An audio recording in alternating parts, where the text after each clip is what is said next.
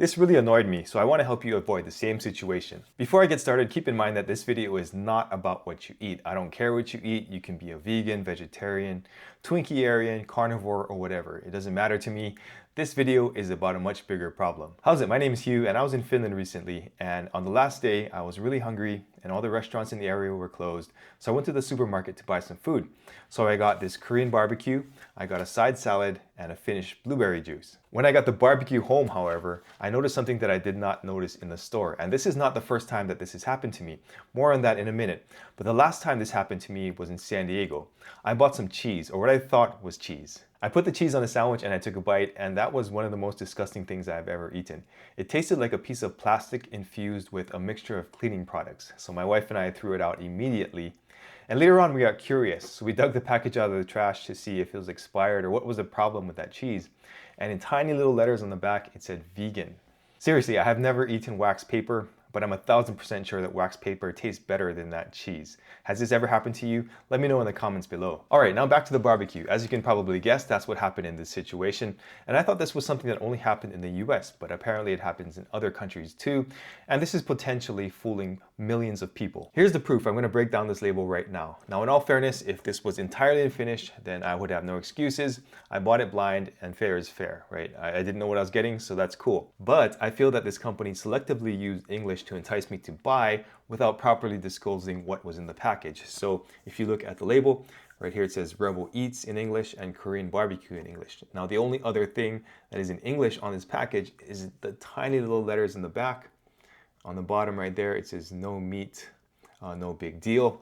And I feel that that could have been put on the front and predominantly displayed so that I knew what I was getting. That's not all though. I got the Finnish translated.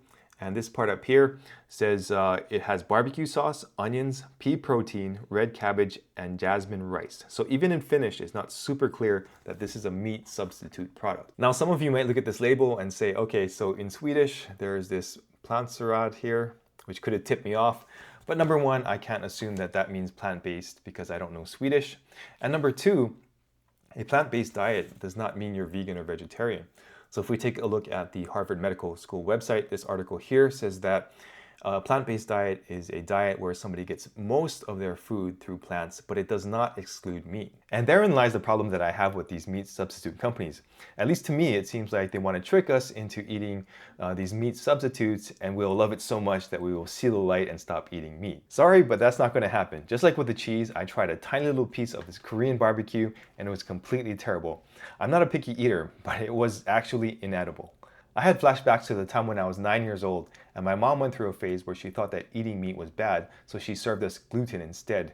She made us 3 dishes, and after that, even she didn't want to eat it. Here's the thing, as somebody who eats meat, I only want 2 things out of my food. I want it to be as natural as possible, and I want it to taste good. I will totally eat vegetarian food if it's delicious.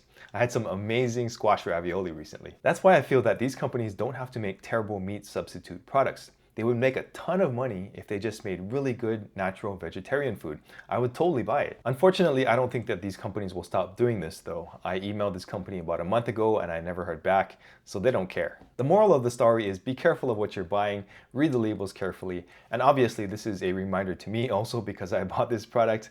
But yeah, it's not as easy when you're hungry. So let me know what you think in the comments below and check out the video that's coming up next.